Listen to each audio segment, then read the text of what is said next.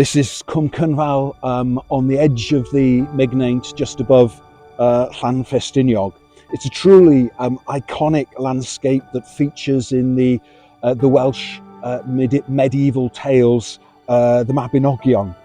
And at its centre stands the beautiful waterfall of Rhaeadr y Cwm.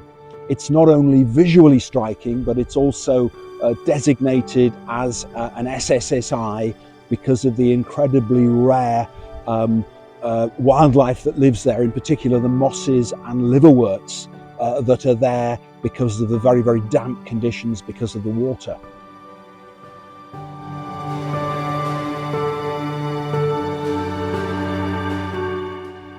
Over the past 30 years, there have been no less than 3 planning applications to dam the river and to divert much of the water through a pipe in order to generate a certain amount of renewable electricity.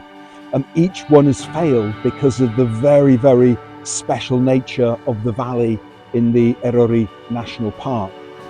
Now another plan has emerged which is very similar to the others.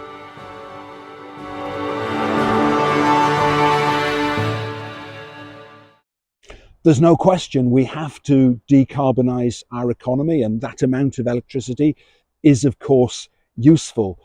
But I would say that we need to think about this in quantitative terms.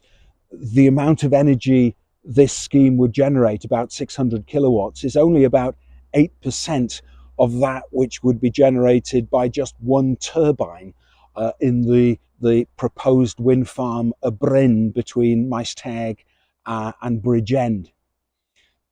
Does producing that amount of energy really justify causing damage to an iconic valley and a wildlife habitat and an incredible waterfall like this? I would say not. What do you think?